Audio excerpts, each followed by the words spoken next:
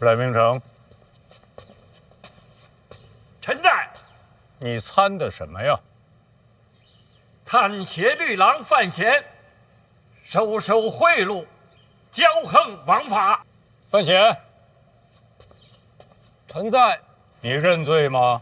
臣无罪可认。所谓收受贿赂、骄横枉法，臣不知从何说起。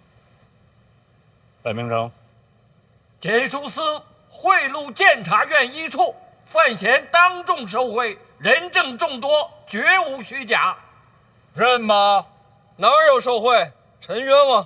范闲，人证证词皆在此，你还抵赖？确实没有，这怎么承认呢？陛下，臣恳请人证。不用这么麻烦。检书司谁塞的钱呢？戴公公。传。传戴公公。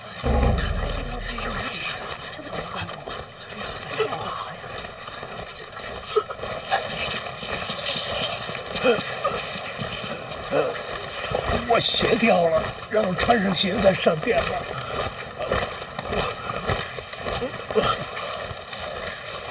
殿前失仪，诸位也会受到牵连。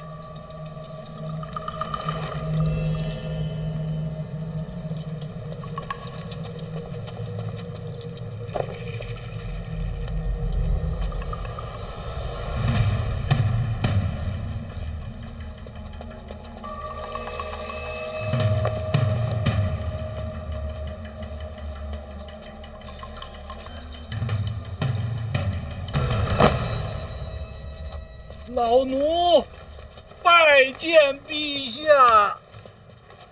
赖明成，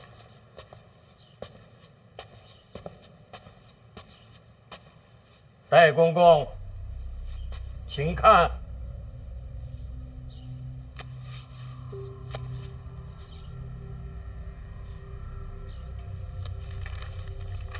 此为证词，监察院一处查封了检书司。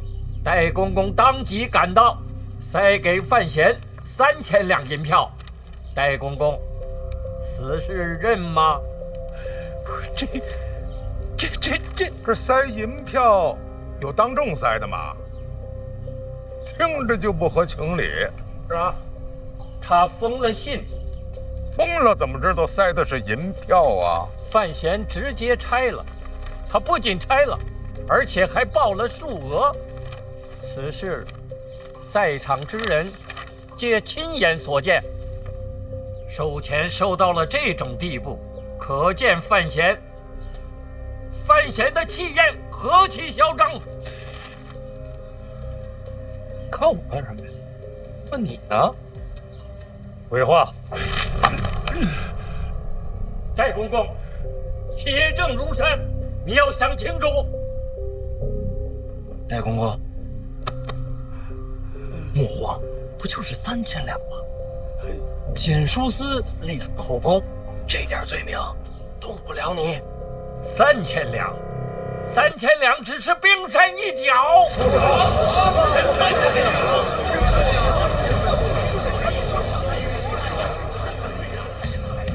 陛下，我督察院近日上下尽心细查，也是检书司作恶多端，轻易就查到了罪证。据查，历年来检书司压榨菜农，无所不用其极。就是这位戴公公，他在城外的私宅就不止1、2处，他还利用菜价设下圈套，好些菜农被逼至卖儿育女，甚至把自己的亲生女儿送进了青楼。如此恶行，天怒人怨，百姓私下里称检书司为血肉司。呸！赖御史倒是慷慨陈词，只是不知这罪证可否扎实啊？证据确凿，请陛下过目。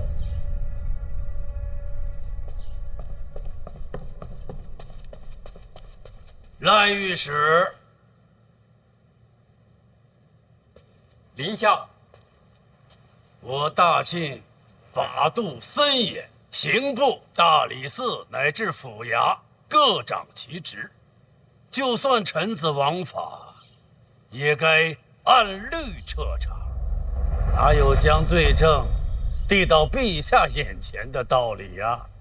丞相，你的意思是朕不该看这个折子是吗？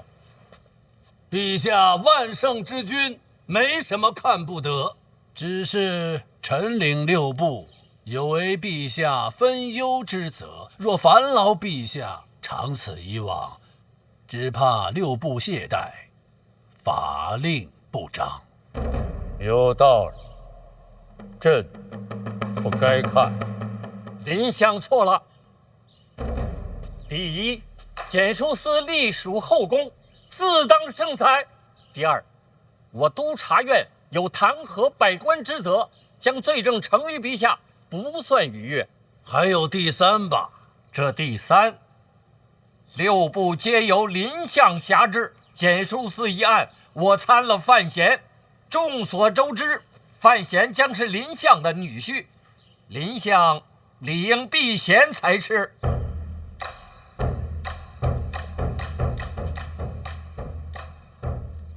赖御史怕我徇私？人皆有私。丞相清正刚直，要说徇私，朕第一个不信。我是第2个。陛下，赖御史言之有理，简书司一案该由陛下圣裁。我可信得过你哦？臣不太敢相信自己吧。任明成，臣在。给他自己看看。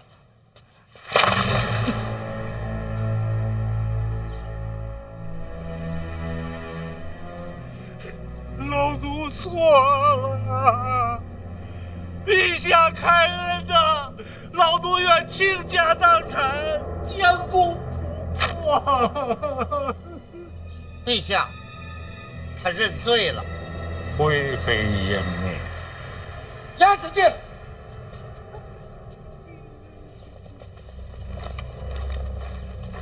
陛下开恩呐！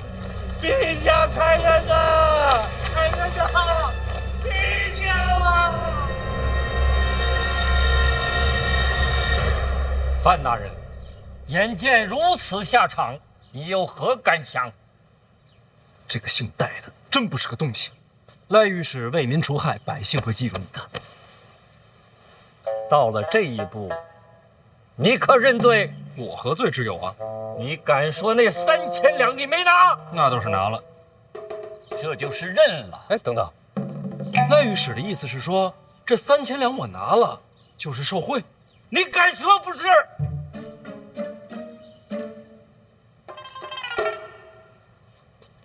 赖御史啊，你怎敢诬陷皇子啊？你胡说什么？那天在检书司，我是不是当众收的银票？正是因为如此，才能把铁证坐实。那我问你，殿下是不是也在？殿下也在。殿下是在的。我若有违国法，那事情过去这么多天，殿下因何不参我？赖御史说我收受贿赂，殿下却视若无睹，岂不是殿下与我同流合污了？这构陷皇子，其心可诛。殿下怎么不参呢？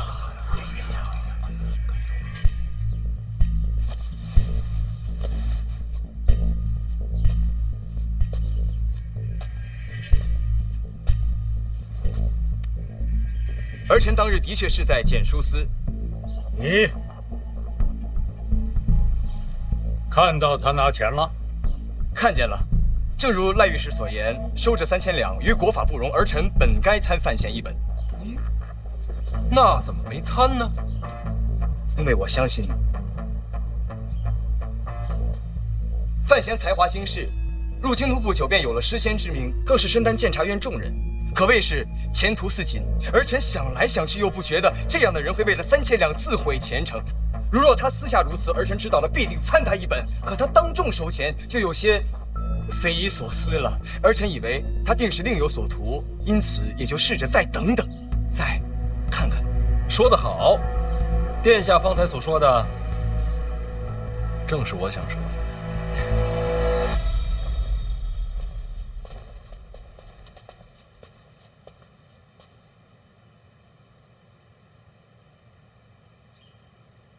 那也许你以为3000两数目太小，就铤而走险呢？荒谬！京都百姓1年存银未必能有数十两，3000两的银票对于他们来说就是无法想象的巨款。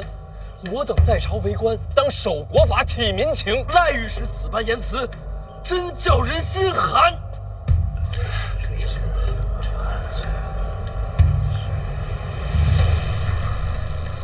那可是这3000两你收了呀？是啊，真的拿了。对呀，赖御史钓过鱼吗？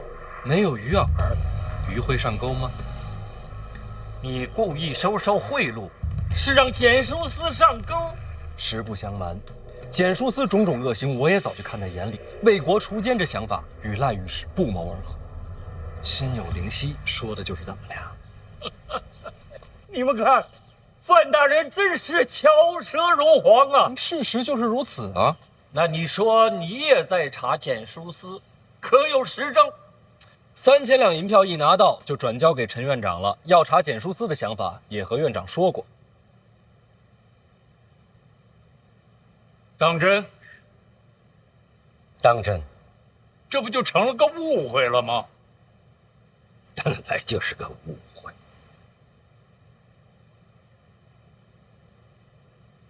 陈院长，不是不信你的话，我只是想再多问一句。范大人，既然你说是误会，当初我等众卿在参你的时候，你为什么不在自辩折上把事情解释清楚？赖大人，哪敢在那上面解释啊？为什么？一个小小的蹇书司，怎么会有那么大的胆量？这朝堂之上贪腐之辈，可不是1个2个。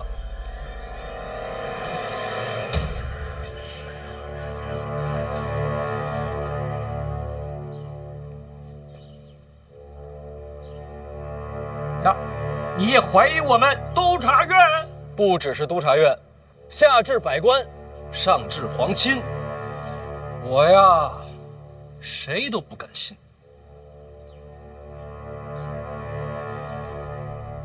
既然是查贪，那3000两银票收了这么久，为什么至今不见下文？要不是我们督察院，恐怕蹇书司到现在还会安然无恙。是我犹豫了。犹豫什么？查贪是应该的，但问题是能查多久，敢查多深？怕了？不是怕，是担忧。清正吏治是我等为官的根本，我们既受皇恩，怎敢姑息此身？赖御史这话代表自己，还是整个督察院？我督察院上下皆以报国为己任。你们监察院不敢查的，我们督察院敢查；你们监察院害怕的，我们督察院不怕。好气魄！佩服！你听听，你听听，陈明明，老臣惭愧呀。这些年来，监察院确实有所懈怠。你要给朕一个交代。陛下，这段时间，各路府衙查出了一些贪官，有些牵扯狡猾。本来想放一放，今日看来，如此责任，应该交到督察院手中。那陈院长这名册是早就准备好的，凑巧，赶在今日，就等着这一刻了。督察院若不愿意接，我们监察院也不强送。贪官已经查出来了，剩下的事儿监察院把它办了，不就完了吗？怎么还把差事往外送啊？所以说牵扯极广。监察院也是怕了吧？怕照怕，只是费时费力。有些官员不在京都，却跟京都往来甚密，甚至和朝内的皇子都有牵连。这个案子如果细查下去的话，旷日持久。监察院诸事繁忙，没那么大精力。秦将军既然问到这儿，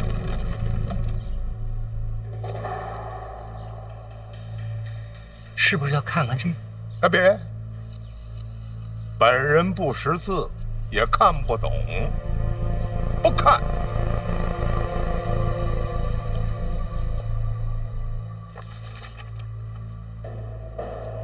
丞相，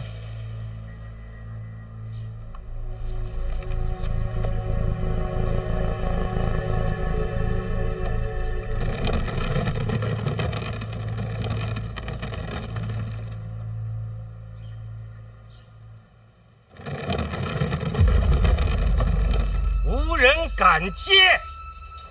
陛下，这名册我督察院愿接。为国解忧，岂能退缩？忠勇有加，你还是看清楚再说吧。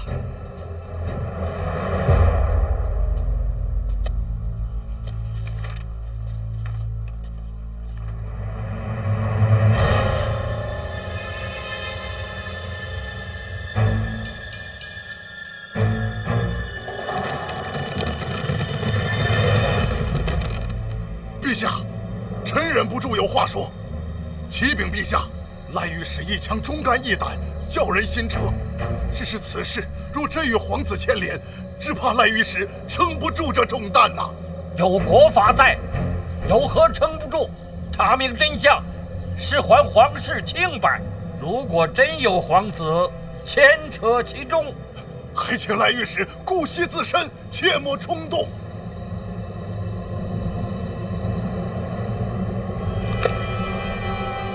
陛下，如果真有皇子牵扯其中，我督察院也要彻查到底。天降御史，不畏宗亲，为我庆国铲除奸佞，清正吏治，此乃庆国之福啊！天降御史，庆国之福啊！陛下，赖御史真乃国之干臣，臣愿收回送给督察院那幅字。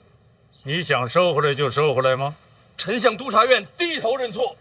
哎，范闲，在你的自辩者里写着现在奸臣当道，朕想问问你指的是谁呀？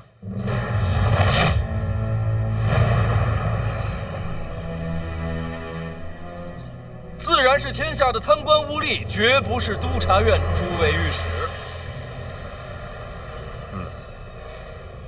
赖明成，臣在。好好办差。陛下，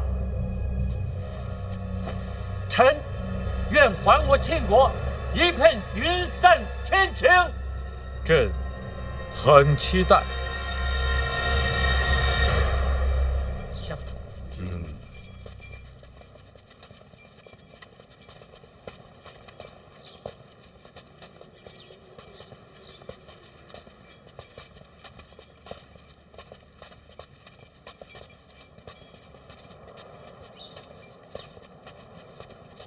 我来扶世伯。也没这么老。世伯的官威，非常人所能及啊！想借多少人？啥？想借督察院彻查老二。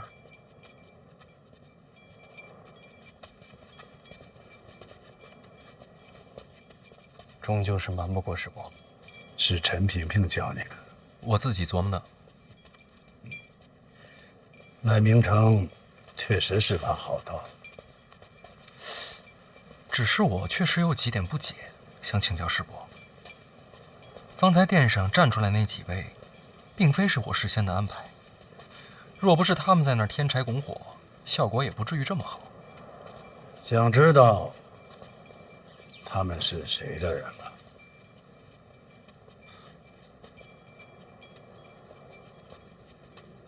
是您的安排。可是您怎么事先知道我要针对老二呢？这么多年的相位，倒也没有白做。这几位站出来，不会牵连到世伯吧？谁说那几个是我的人？不是，那是谁的门下？二哥，二哥怎么办些？太子有何吩咐啊？今日这朝堂可真是热闹，二哥觉得呢？赖御史够硬气。这么多年，这督察院都可有可无的，这些御史也都憋坏了，要不然也不肯接着查贪的差事。不过话说回来，查贪终归是好事，只要不是私怨，就是好事。私怨从何说起？莫非今日这贪官名册，二哥猜出来都有谁了？不知道。还是应当自省其身呐。咱们做皇子的，应该注意那些走得近的官员，不能丢了皇室的颜面。你说是吧，二哥？太子这话可真讲究。我也是刚刚有感而发罢了。你看刚刚跳出来那几个说天降御史的，个个慷慨激昂，为官者态度如此鲜明，实属少见啊。这说明什么呀？查贪是民心所向，众望所归。怎么了？佩服。何以见得？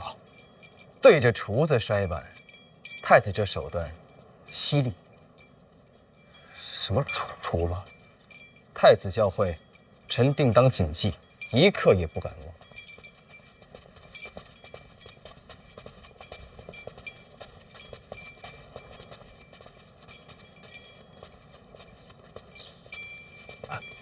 殿下，啊，咱们接下来是不是得帮着赖御史一些？咱们什么意思啊？殿下，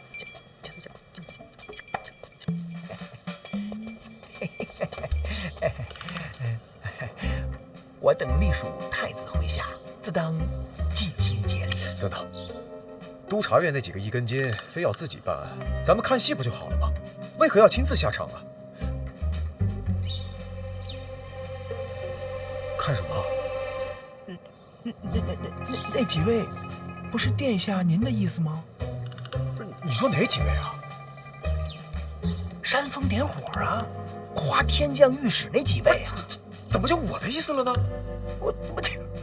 他们不都是太子门下吗？不是，什么叫我门下呀？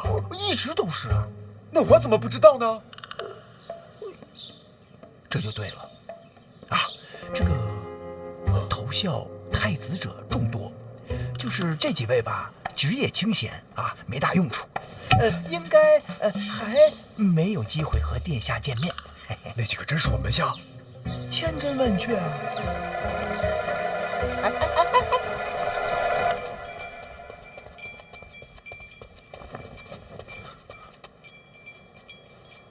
他们为何跳出来？不是您安排的吗？我安排个鬼呀！他们为什么在那个时候跳出来啊？怪不得又是厨子又是犯人啊！厨子？什么厨子？简书司的。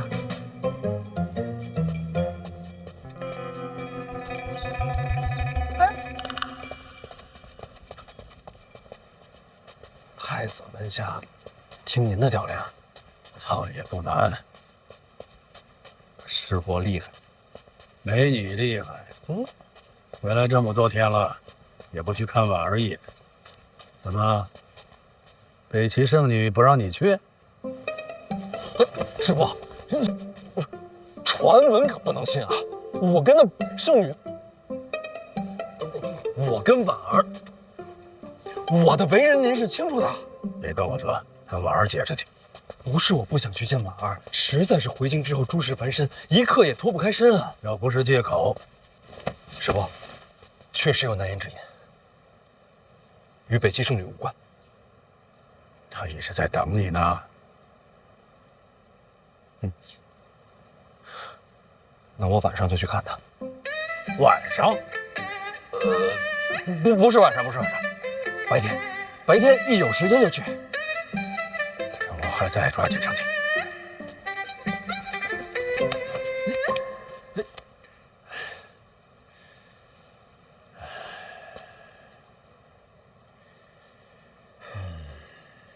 吓我一跳，您这身子骨可比我硬朗。世事难料啊。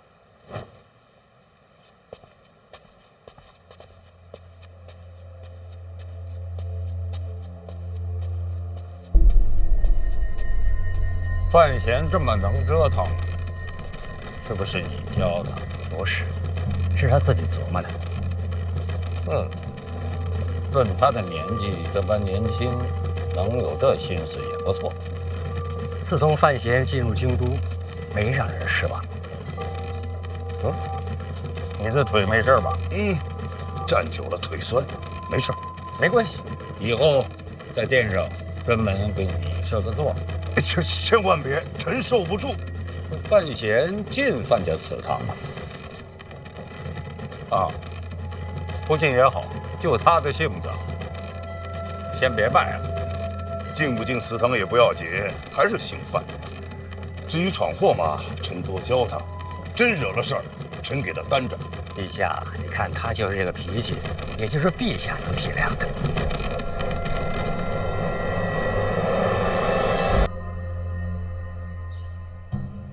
朕够体谅你们吧？可是谁体谅朕呢？陛下这意思是，范闲跟老二在殿上闹成这个样子，你们连劝劝都没有，为什么？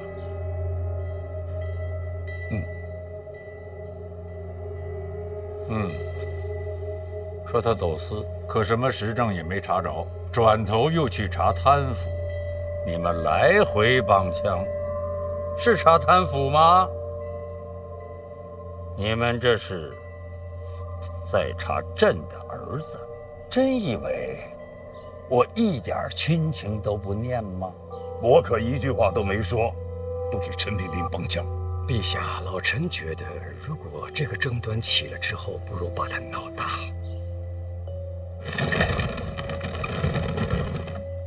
他是朕的儿子，他也是庆国的皇子。陛下，二殿下从小聪慧，经营多年，现在羽翼已丰，他本人没有任何问题，只是他身边有很多心怀叵测之人，应该清扫一下。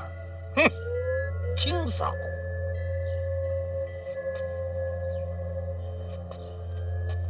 你们这是想清扫朕的儿子？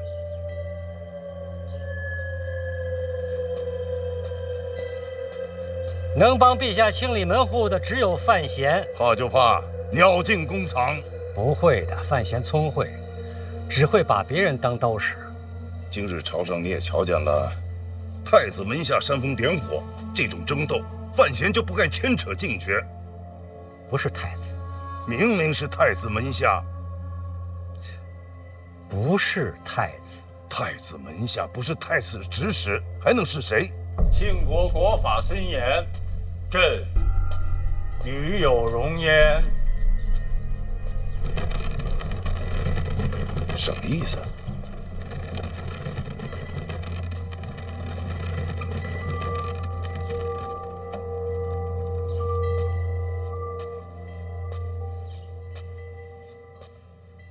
今天在朝上有一句话，陛下很不高兴。哪一句？陛下万圣之君，没什么看不得，只是臣领六部，有为陛下分忧之责。若烦劳陛下，长此以往，只怕六部懈怠，法令不彰。这话没错。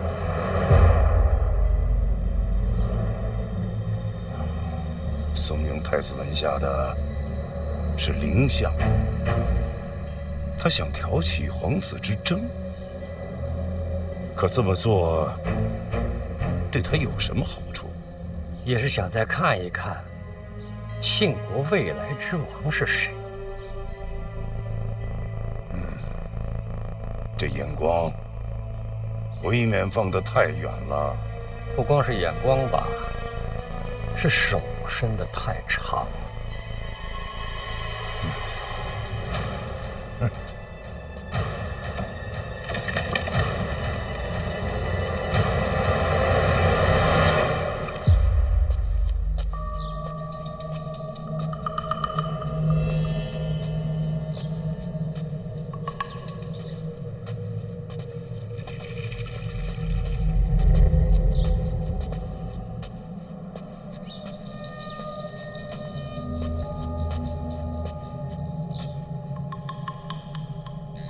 殿上那份贪官名册，真是监察院查出来的？这还能有假？我猜，那名单上的人，不是监察院主动想查，而是小范大人提纲挈领，亲自选出来的。殿下真聪明。认了。为何不认？为国除奸，不分你我。我个人的些许努力，也不过是监察院荣誉的一部分。那名单上的都是我门下，你这也太会挑了。您门下？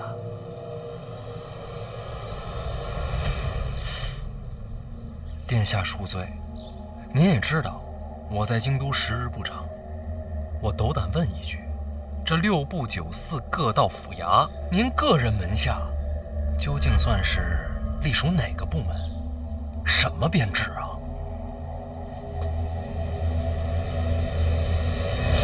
私人交往，只是朋友。那就没事。殿下放心，交友不慎，不违国法。那我可太欣慰了。殿下以后注意。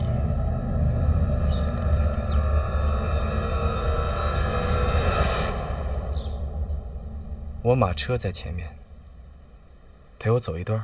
没问题。走路嘛，也不违法。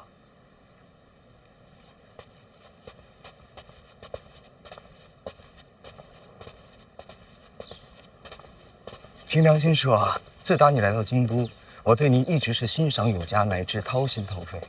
凭什么？那俩字儿没听清楚。哪怕到如今这步田地，我依然能再退一步。名册上那些，查就查了。我希望呢，到此为止。做人嘛，别太过分。天下这句“别太过分”可就太过分了。怎么查到哪儿那是国法，可不能讨价还价。不信你去问问督察院那些御史。我人往死了逼，又没犯法，你怕什么？我不怕死。你可真勇敢。京都城内谁都会死，但不是我。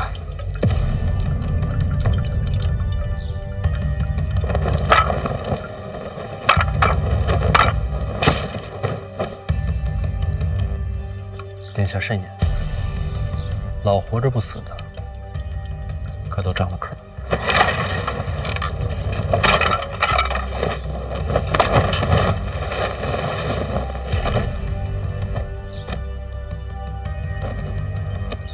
小范大人如今自然是意气风发，遵纪守法，自然活得踏实。就是在京都待的时间不长，有时候待久了，人脉总会多些。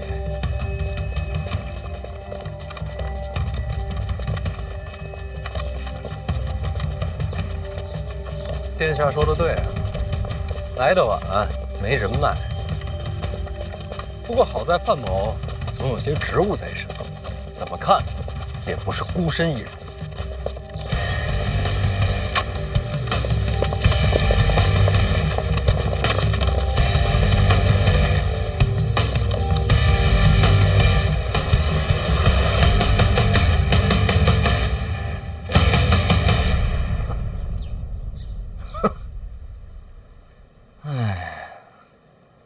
我知道你送范思哲北上。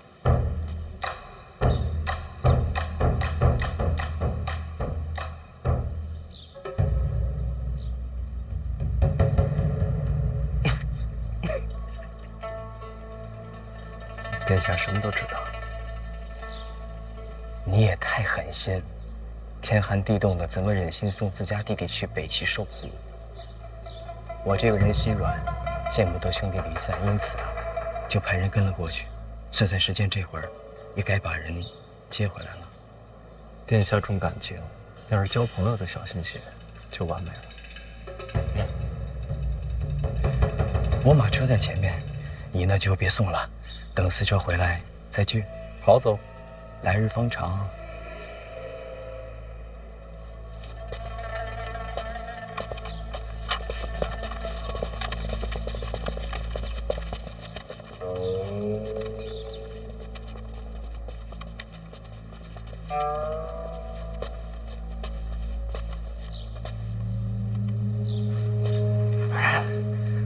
思哲少爷要是真被他们抓回来，那事儿可就不好办了。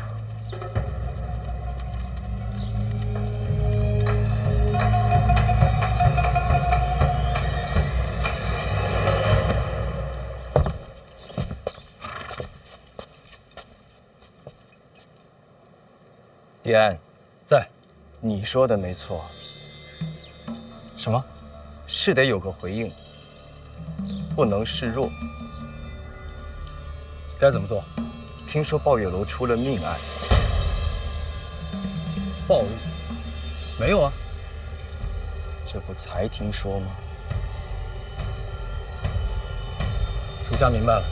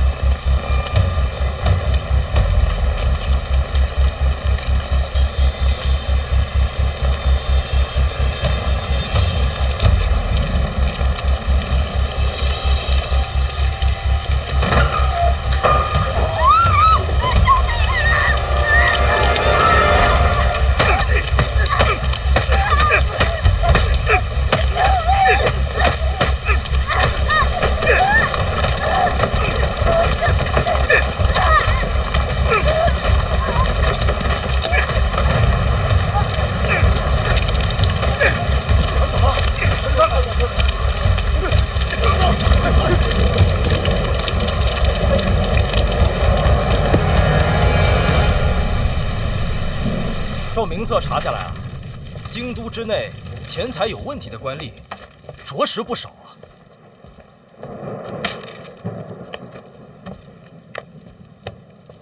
都是蠹虫，全都跟上！侦查吧，现在看这一串查下来，多少都与二殿下有所往来。皇子而已，身为御史，就该有连陛下也敢参的气魄。查，往深里查，要让陛下看看，不光是他们监察院会做事情。出命案了！出命案了！出命案了！哪里？长大青楼，叫抱月楼，有人在门口打死了楼内的一名歌妓。那是清都府的事，与我们无关。抱月楼的管事不见了，但是留了一封信给京都府，说这抱月楼的东家是范思哲。范思哲，范建的儿子，范闲的弟弟。范家开青楼，据说是逼良为娼。那个歌妓，她的死或许就跟这有关系。京都府查了吗？不只是京都府，范闲也亲自去了。范闲，他这是要干扰京都府办案呐。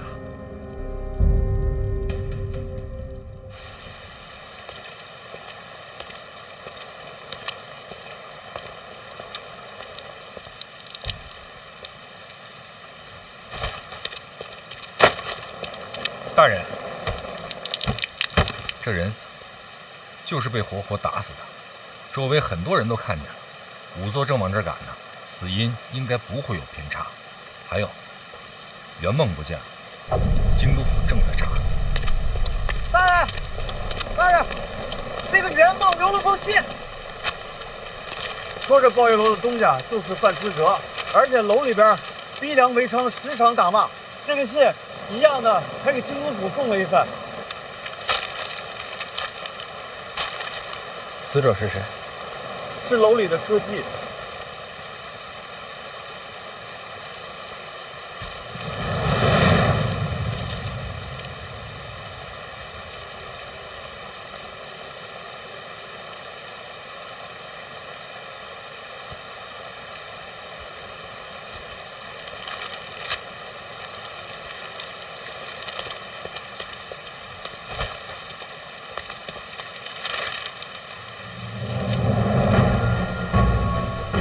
这是甄家姑娘，她怎么还在抱月楼？我不是给她卖身契让她回家吗？但凡这姑娘进了这种地方，她一辈子都要打上青楼的烙印。再说老金头已经没了，这姑娘她哪儿还有家呀？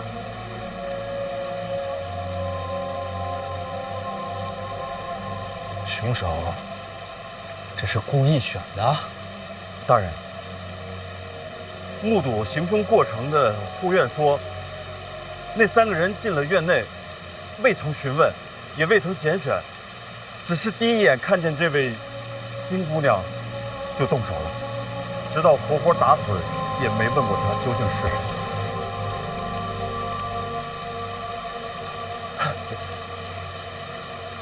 这就是随便挑的。或许他们根本不在乎死的是谁吧。就在那个地方。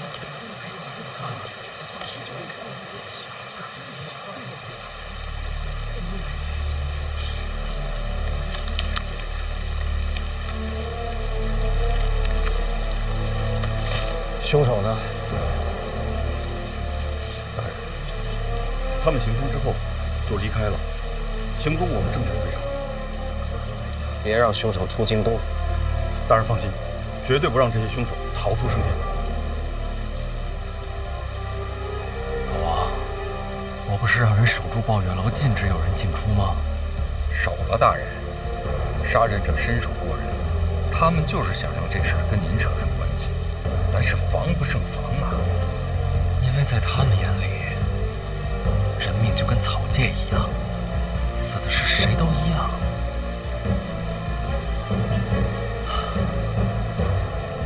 老天都看不下去了。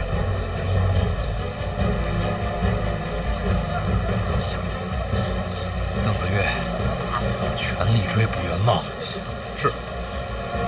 撕开青楼，这本来就坏了朝官和读书人的名声，又逼良为娼，闹出命案，天理难容。我这就写折子。他范思哲，不仅是范思哲，还有范建、范闲，范家的人做出此等事情来，必须得有一个交代。这会儿还在查贪腐，已经不少人牵涉进去，难道还要拉上范家？纠察百官，职责所在，管他是谁，绝不退缩。终于雨停了，最烦下雨天。对了，那死了的歌妓叫什么名字？这我还真不知道，要不我去查查？算了，无所谓的。谁会记得呢？你说，这下一场雨会死多少蚂蚁？殿下，都安排好了，那3名凶犯落网之时，才是范闲真正的没落。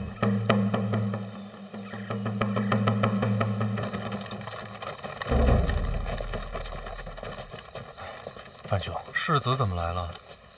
我向天发誓，我真的不知道圆梦去了哪里，我与此事也当真无关。放心，我会好好查，不会冤枉人。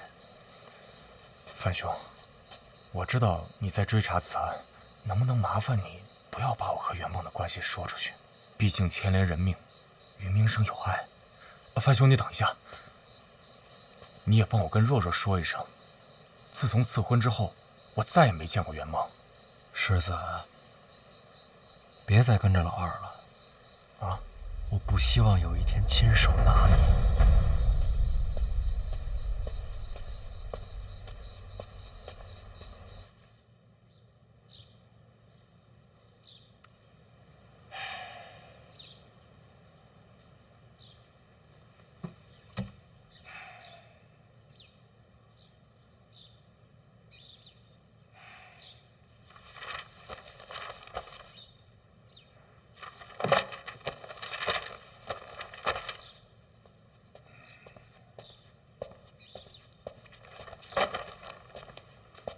您找我？包月楼的事儿，我已经知道了。范闲惹祸，连累家里了。哎呀，一家人说什么连累呀？没做错事的人，无需致歉。哎，不过您放心，范思哲送走的及时，包月楼这事儿啊，绝对跟他扯不上关系。人家要斗的可不是范思哲。是。督察员赖明成又准备上折子了，应该的。不生气？督察院这些御史，其实人还不错，应该可以做朋友。这次备参，你打算如何应对呢？不做应对，查到凶犯之前，暂不上朝。于理不合。爹，你信得过我吗？对范闲的事儿，你怎么看？说实话。陛下是说包月楼一事？随便。啊，儿臣以为此事有些许蹊跷。这朝堂之上正在查贪，恰巧在这时蹦出来包月楼一事，在儿臣看来，有点像是栽赃陷害啊！朕听不见。儿臣以为是栽赃陷害。你真的这么认为？那天在殿上为赖明成摇旗呐喊的都是你的门下，为什么？陛下，儿臣发誓，此事儿臣并不知晓啊！这么点小事给你慌成这个样子，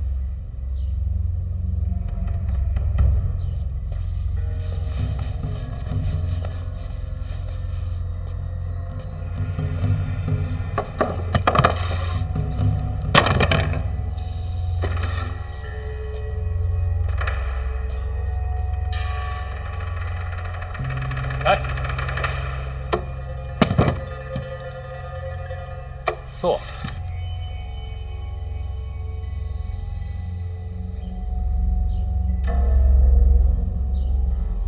谢陛下。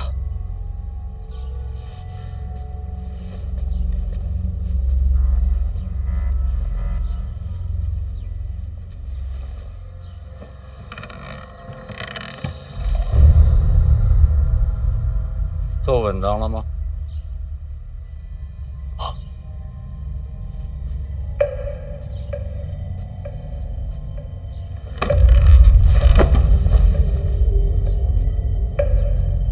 记着，今后遇事要稳当，做人要稳当，做太子更需要稳当。听明白了吗？装不明白是吧？去，回去问你娘。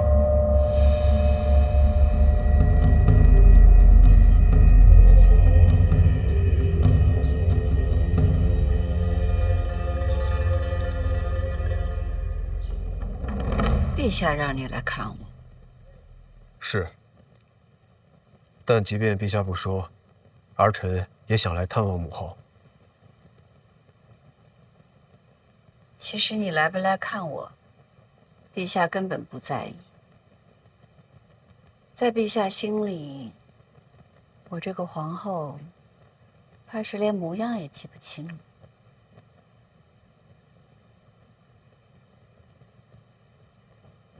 他让你来，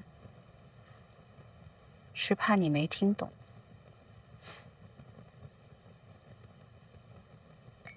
说说吧，他都跟你讲了些什么？这还能说什么？范家父子一起染病，这鬼话谁能相信？是没人信，可人家说了染了病，这不能逼得上朝啊！这要传出去，倒显得我们太蛮横了。那范思哲呢？说不在京都啊。去哪儿了？问清楚，抓回来审。不知道去哪儿了。范家父子染病，不见客啊。我就不相信他们会一直病下去。那如今该怎么办？等吧。毕竟抱月楼命案的凶犯还没有落网。这段日子继续查贪腐，范家和贪官一个也不放过。是，大人。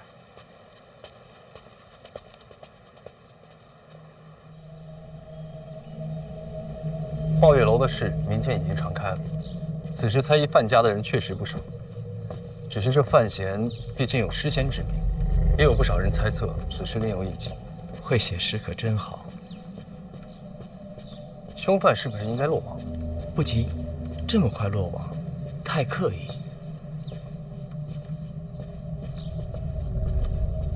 范家这会儿全家高病，不见客不上门，这事儿总不能一直拖下去。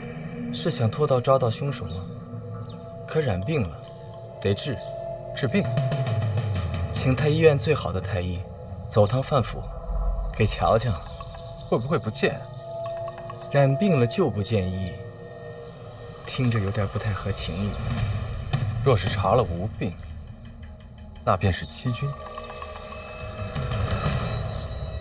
我去办。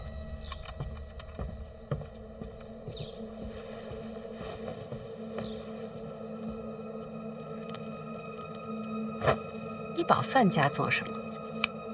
他有说过要投入你门下？那倒没有，但毕竟是跟二哥作对。那就让他们去斗，你安心看着就好，何必亲自下场？毕竟也算同盟，所以他才那么说的。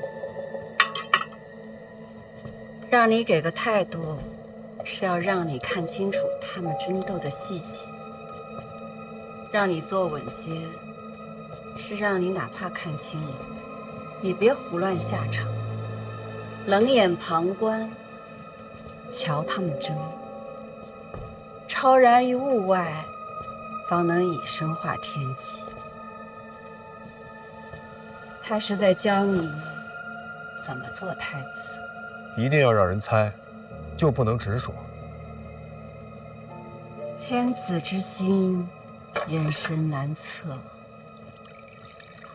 至于在朝上替赖明成摇旗呐喊，其实陛下知道，那不是我安排的，他只是想再确认一下罢了。那能是谁？毕竟范闲是黎相未来女婿。林若甫，你猜到了？我知道，陛下也知道。刚才陛下的那番提点，其实你都听懂了，根本没必要来问我。听听母后教诲，儿臣心里还是高兴的。既然听懂了，还故作愚钝。母后，这做太子的，愚钝不就是聪慧吗？是太子，更是夫子。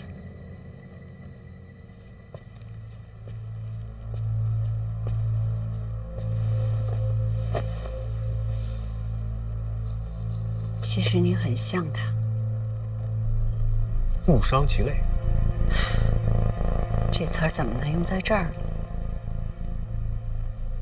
依我看，这词早晚得用上。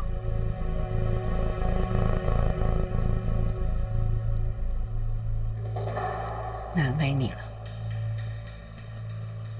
儿臣乃太子，坐镇东宫，万众敬仰，兄弟极限，何谈难为啊！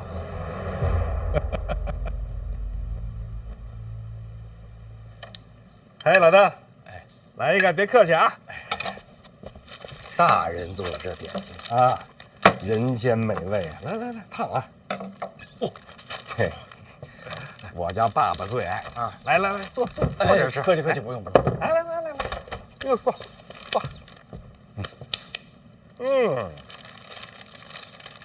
哎，怎么不吃啊？热着好吃。啊，大人，这不是现下正当值吗？我还是带回去细细品尝。窦鱼，你这还是没放开呀？是不相信我？属下知错了。我明白，你还想再看看，看看我到底是不是那个值得你唤醒自己的人。起来吧。是。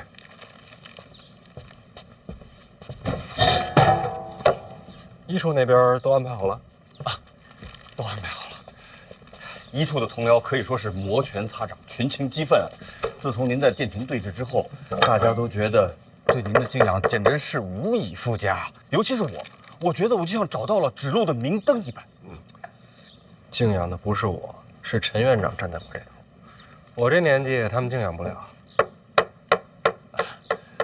别人或许如此，但是我跟他们是不同的。有何不同？你看，您这个借力打力，简直是妙极了！借督察院的手，行承贪之风，绝了啊！可以说您就是文韬武略，足智多谋啊！那你先把这糕吃了。我还是回去吃吧。监察院的规矩，凡入院者，当差之时不可食院外饮食，是这条吧？你是怕坏了这规矩？是。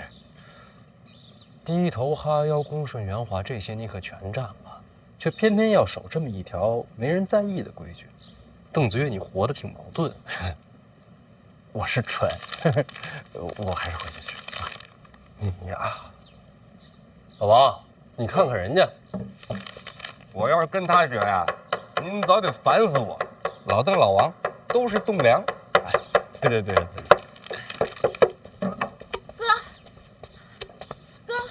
你先把气儿喘匀了再说话。太医来了。哎，长的是哪位太医啊？哎呀，管他是哪位呢？哥，说是二殿下担心范府病情，让太医给瞧病。这会儿姨娘正领着往爹屋里走呢，怎么办呀？我先去拦他一道。你拦他干什么呀？拦不行啊，这红光满面，怎么看都不像是生病。这就是你的不对了。咱爹没病，你就不高兴了？哥，放心，爹可以的。啊？病这种事儿，心诚则灵。李太医，这没多大点事儿，还劳烦您亲自跑一趟。应该的。来，这边请，小心台阶啊。夫人这是找什么？没什么。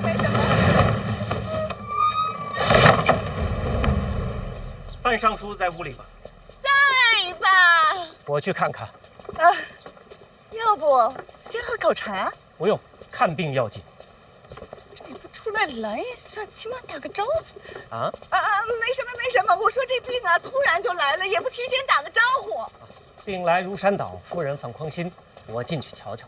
哎，既然这太医也来了，看来时机也差不多，让医处把消息散出去。是。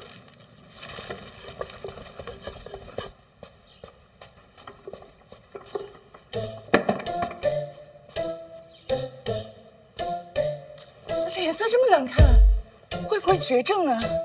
先不慌。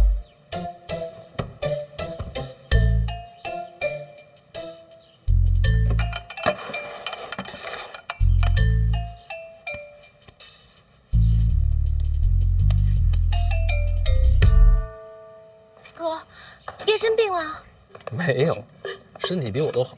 那怎么办？他一查出来怎么办？没病，那就更严重喽。那肯定，那是七缺。若若，你想想，身体抱恙不能上朝，除了是生病，还能是什么？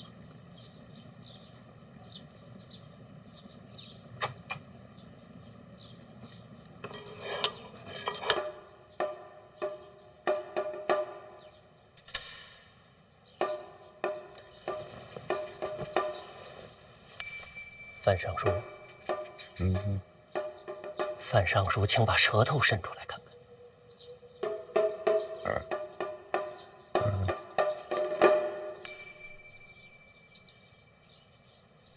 范尚书，好好休息。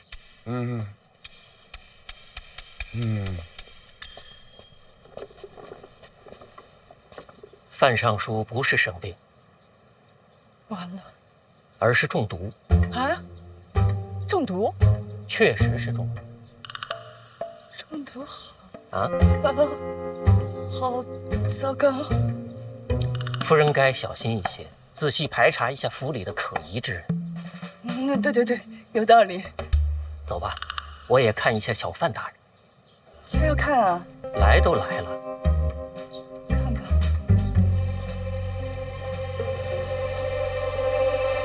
是你给爹下的毒。做戏要真，投入要深。那爹知道吗？废话，这种事儿还能瞒他？他没说啥。毒，您放心，在这方面我是绝对专业，这个十分安全，就是见效极快，瞧着吓人。闻着不错。毕竟是给您喝，口味我可是特地研制过，讲究一个入口柔一线喉。那我先尝尝。哎，真有医者上门，再喝也不迟，不然浪费了。香是真香。那爹确实挺相信你的。那这毒你自个儿喝吗？我喝它干啥呀？太医也不来看你呀。我中毒没人信，大家都知道我是费介的徒弟。那大家会不会怀疑这毒是你下的？不可能，儿子给爹下毒，说出去谁信啊？那还是人吗？我是不是骂着我自个儿了？也不算啊。大人是诗仙啊，是仙就不是人，不是人就骂不到。你这不还是骂我呢吗？是都能圆上。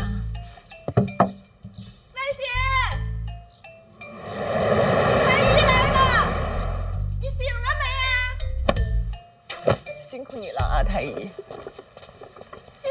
太医，连口茶都没喝。范闲，太医来了，你醒了吗？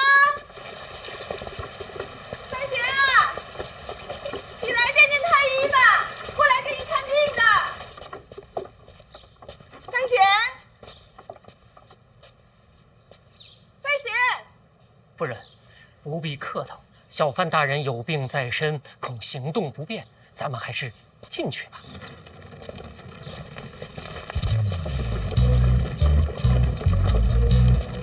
姨娘来了。范闲呀，这位是专程从太医院赶来给你瞧病的。多谢。哎呀，大人，大人呐！哎呀，您说说您啊，本来您应该在床上静养休息的，您偏要起来。您说什么？要对姨娘恭敬，要对太医感激感激。哎呀，你说您怎么就不想想您自己呀？你先不用慌，人还活着呢。您为大人想想办法啊，我会尽全力的。这脉象又是中毒？不是中毒。你家大人有没有被什么撞过？撞过吗？怎么了？他气血紊乱，不像生病，更像重伤。大人，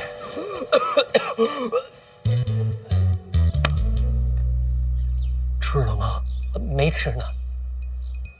没吃，回家吃去吧。啊？不是这是撞糊涂了吧？谁派你来的？二殿下，替我谢谢他，必定转告。姨娘，务必让太医吃了饭再回去啊！回头就交代后厨。小范大人身体虚弱，赶紧推到房间里休息，我这就开个药方。拜托您了，先生。必须的。咱们大庆呢，还是好人多呀。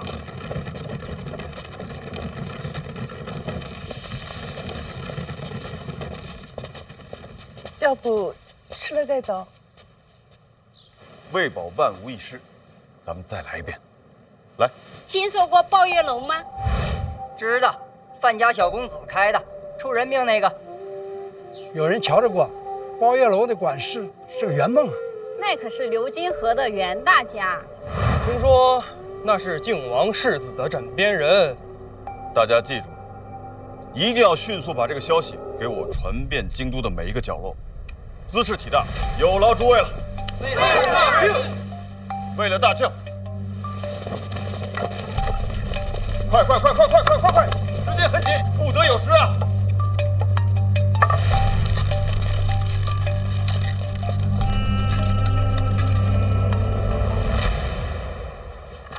真是这么说的？是。太医回来后说了，范建中毒，范闲重伤。他还说他行医多年，绝不会看错。范建的毒啊，是范闲下的。范闲？不会吧？你瞧，说的你都不信，说出去能有用吗？毒我能理解，范闲的伤哪来的呀？大人，您真的没事吧？没事儿，都是表演。表演为何物啊？就是做戏，晒会儿太阳就好了。哎，